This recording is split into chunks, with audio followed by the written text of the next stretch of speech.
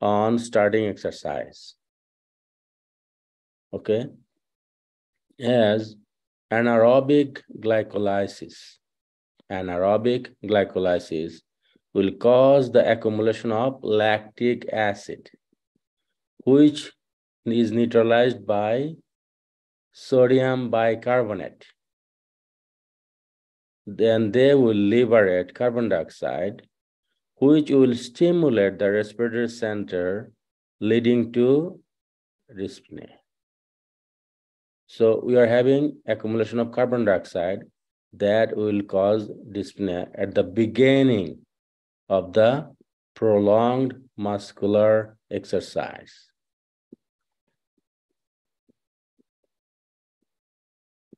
Then after some time, depending on the physical fitness of the athlete and the severity of the exercise, the respiratory and circulatory rate are increased.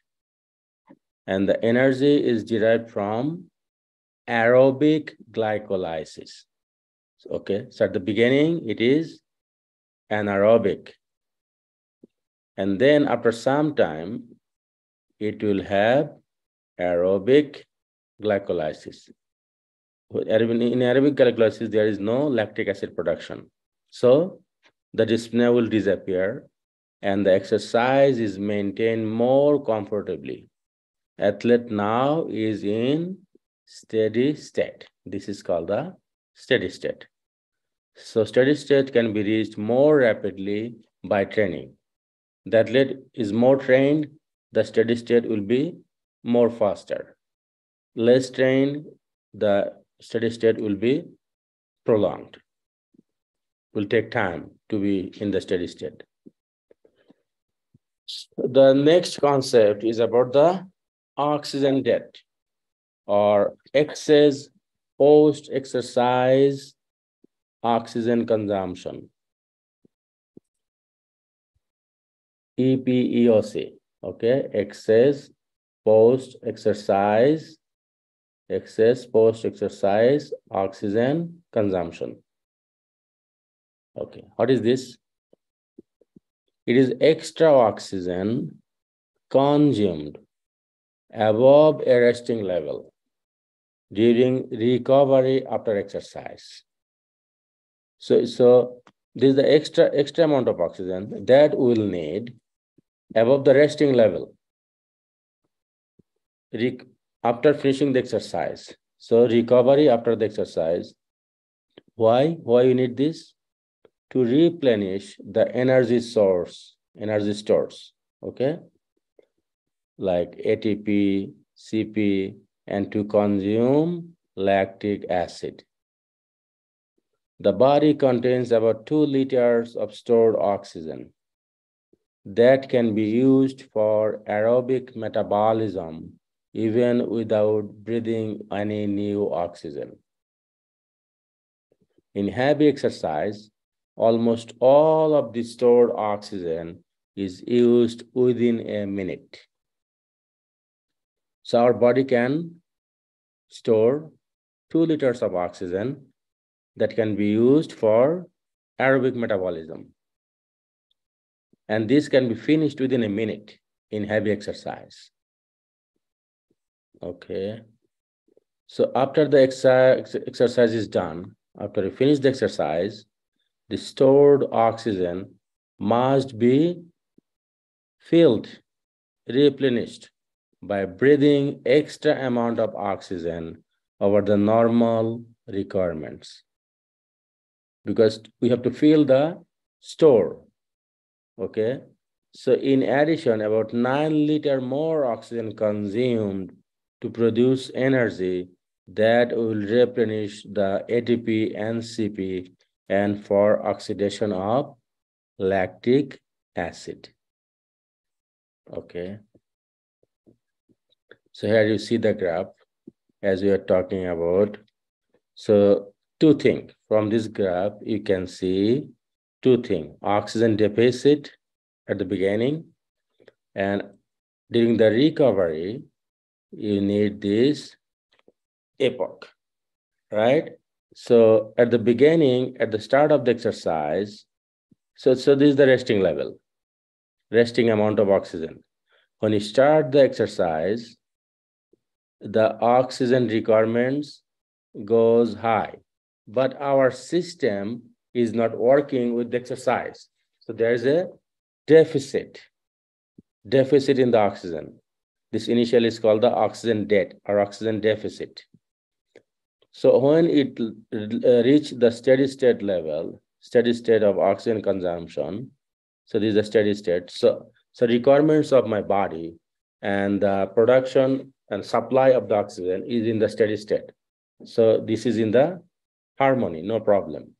And after we finish the exercise, then you see body will need more oxygen to store the fill the oxygen level.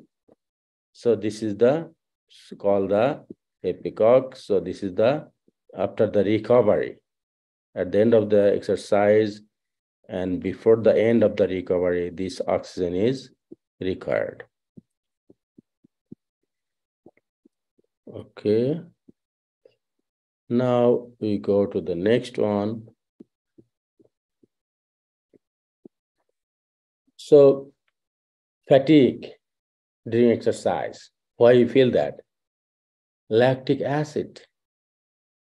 Lactic acid is the main cause of fatigue, but it has the many good function as well. It has the following function of the lactic acid. So number one, it produces vasodilatation in muscle blood vessel, thereby increasing their blood flow. Okay, lactic acid will do the vasodilatation and help in the blood flow. It shaped the oxygen dissociation curve to the right. It is oxidized in the recovery period by oxygen debt, helping in the replenishing the energy source, ATP and CP. It diffuses into the blood where it is used as a fuel by the cardiac muscle. It will diffuse, it will mix up in the circulation, and it could be used as a fuel by the cardiac muscle. It is converted into glycogen in the liver, and it stimulates cardiac and respiratory center, which will increase oxygen supply. So these are the benefits of lactic acid, although they cause the fatigue.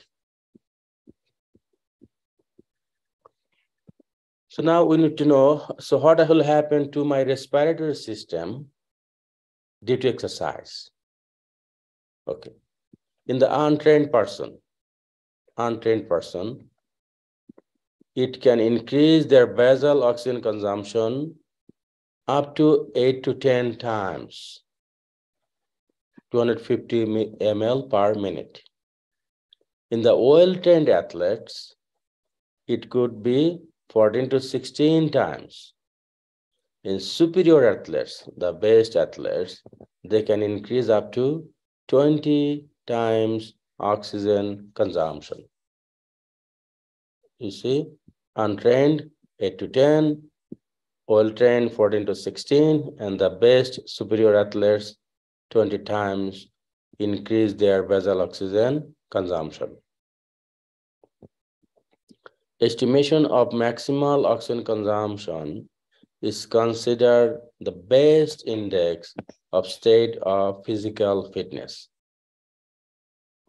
The more oxygen consumption you can do, your physical fitness is better.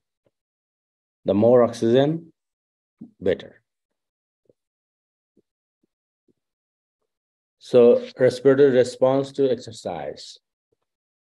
So what happens? Number one, increased pulmonary ventilation. Increased pulmonary ventilation. And then this increased pulmonary ventilation, why it happens?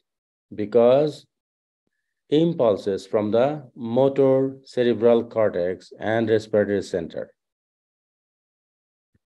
Peripheral muscle from the periphery, mechanoreceptors from the muscle.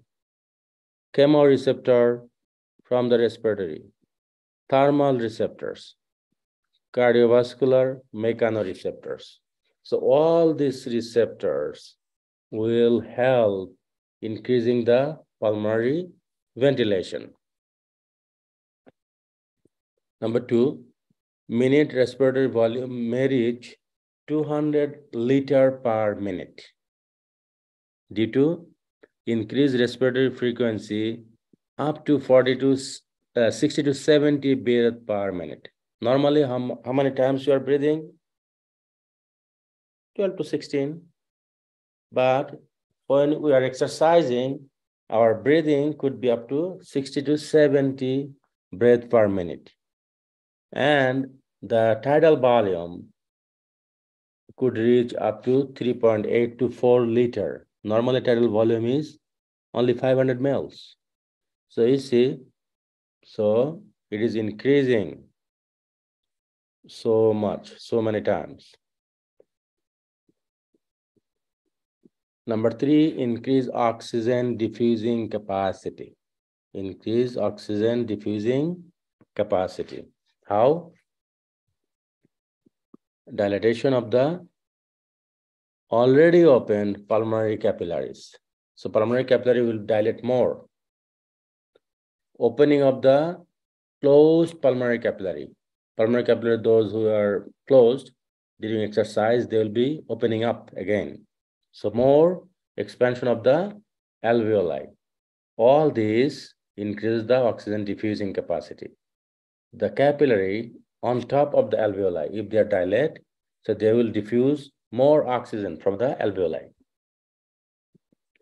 Number 4, increased oxygen downloaded to the muscle. So you have more oxygen coming from the alveoli into the circulation. So oxygen entering into the blood may increase from 250 ml per minute at rest. At rest, how much oxygen enter into the blood? 250 ml per minute. It could go up to 4 liter per minute during exercise. So how many times it is increasing? From the 250, it is becoming 4,000 ml, 16 times more. Carbon dioxide removal may increase from 200 ml per minute up to 8,000 ml per minute. Carbon dioxide from 200 ml to 8,000 ml per minute. So both oxygen entry into the blood and carbon dioxide elimination also increased. So stimulation of the respiration during exercise. Respiration is stimulated mainly by neurogenic mechanism during exercise. So part of the stimulation result from direct stimulation of the respiratory center. Respiratory center is located in the medulla oblongata of our brain, okay? Same nervous signal that are transmitted from the brain to the muscle to cause the exercise. An additional part is a result from the sensory signal transmitted into the respiratory center from the contracting muscle and moving joint. So when I'm exercising, so my muscles and the joint, everything is moving, right? So from there, this sensory signal will go into the respiratory center and stimulate. What will happen to the blood gases during exercise? So we are talking about the mainly 2 gases, oxygen and carbon dioxide. Okay. So oxygen pressure of the arterial blood and the carbon dioxide pressure of the venous blood remain nearly normal. Thereby, it shows that the extreme ability of the respiratory system to provide adequate aeration of the blood during heavy exercise. So oxygen pressure in the artery and the venous pressure in the carbon dioxide pressure in the venous blood, although the demand is so high, but both maintain the balance.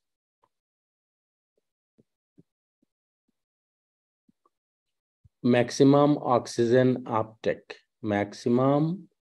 VO2 max, maximum oxygen uptake. What is this? It is the rate of oxygen consumption under maximal aerobic metabolism.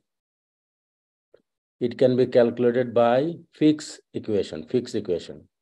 So Fick's equation is VO max is equal to cardiac output times arterial oxygen minus venous oxygen. So VO max is equal to 38 ml per kg per minute in active healthy man and 29 ml per kilo per minute in active healthy women. So VO max is the product of maximal cardiac output and maximal oxygen extraction by the tissue, and both increases with the training. So this is the equation: cardiac output and oxygen, arterial oxygen minus venous oxygen.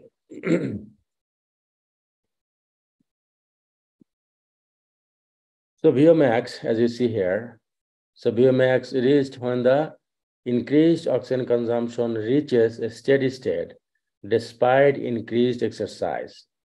So this is the exercise intensity and oxygen consumption. So here you are increasing your intensity and oxygen consumption is increasing. At this level, it is steady state and it's become steady. So what are the factors that will affect the VO max? Number one, cardiac output, okay.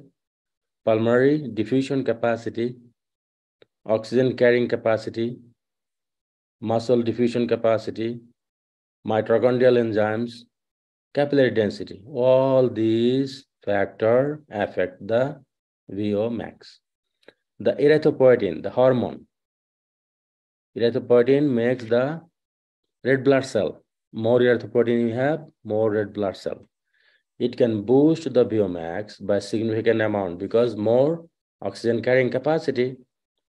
So this makes it attractive to the athletes. So the doping, you have heard the name doping. So athlete uses the more erythropoietin to make more blood and to increase their performance. So now, after the respiration is done, what is the cardiovascular response to exercise? Cardiovascular response is, during exercise, the heart rate will increase by the sympathetic system from 70 beat to 180 beat per minute. Normally it's 70, it will go up to 180.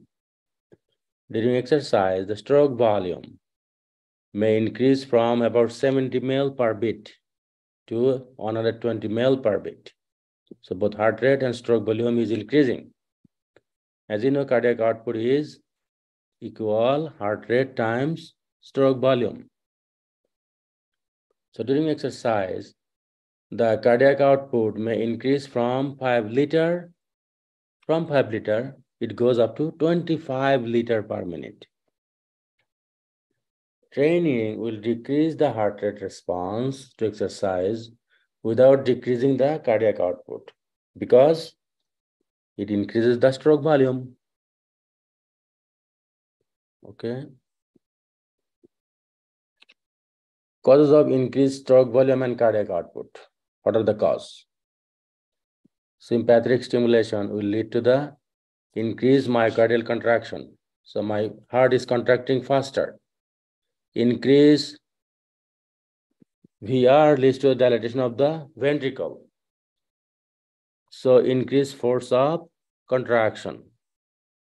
And physiological, that will cause the physiological left ventricular hypertrophy.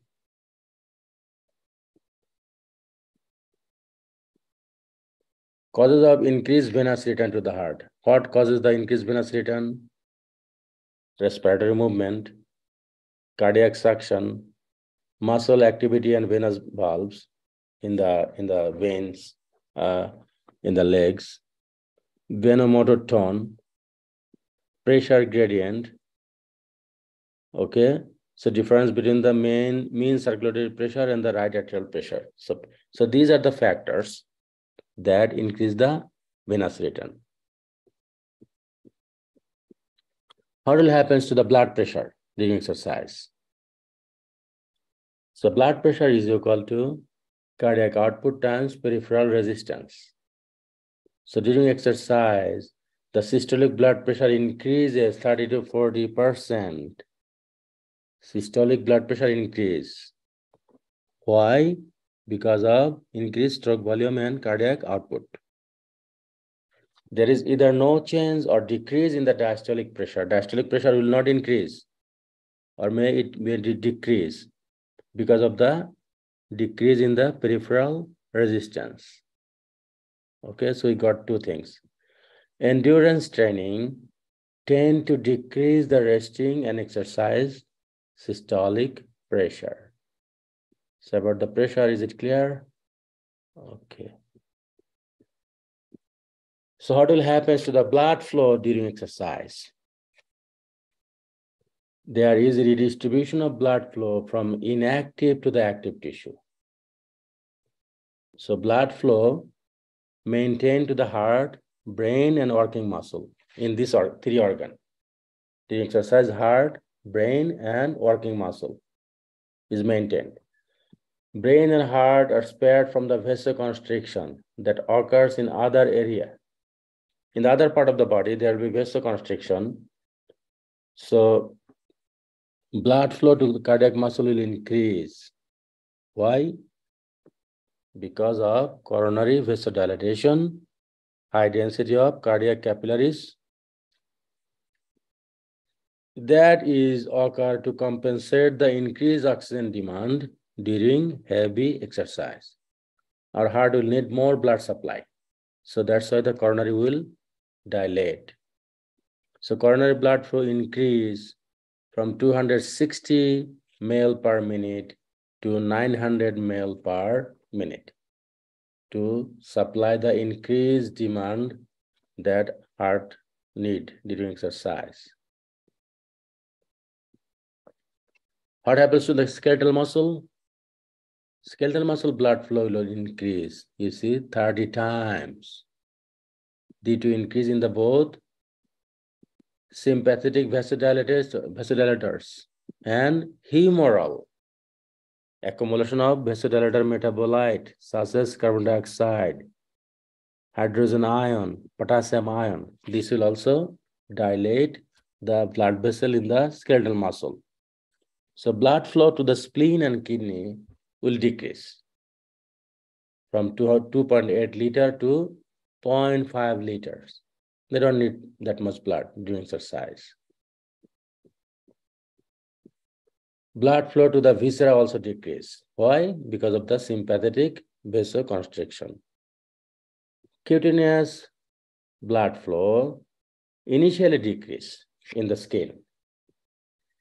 So sympathetic effect, due to the sympathetic effect.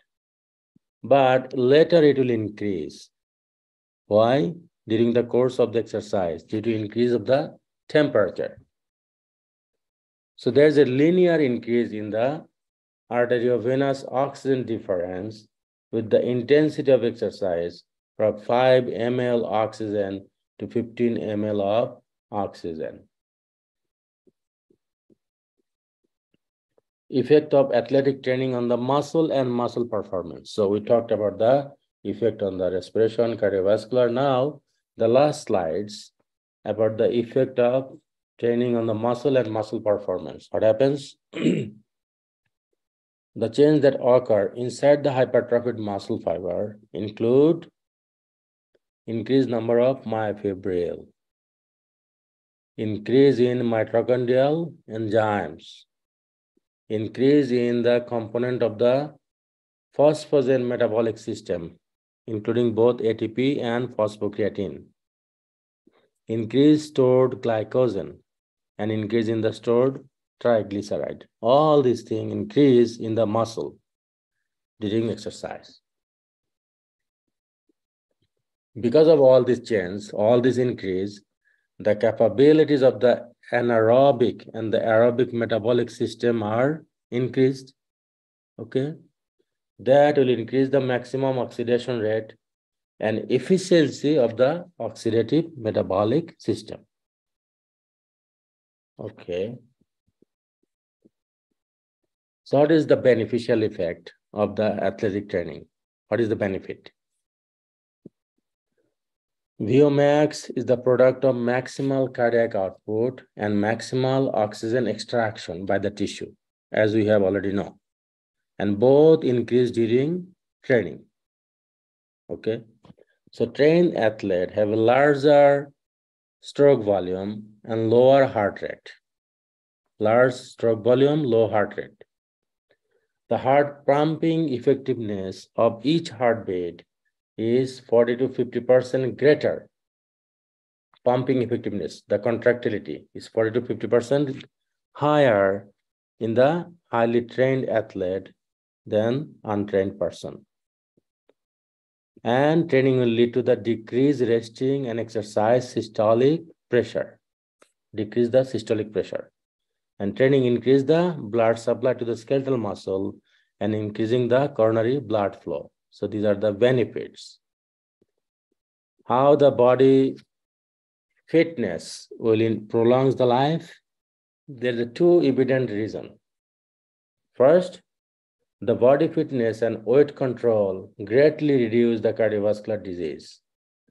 This results from maintenance of moderately lower blood pressure. The blood pressure is low, as you have seen.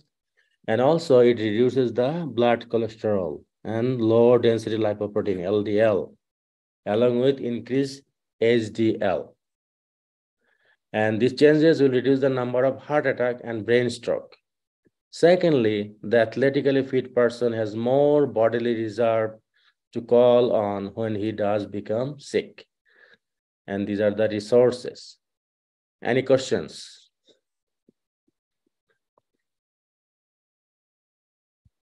Do you have any questions? Also, our time is also finishing up. So we are finishing here, inshallah. If any questions, you're welcome. So this was the lecture about the physiological response to exercise in the cardiovascular system, what happens in the cardiovascular system, in the respiratory system, oxygen consumption, body fitness,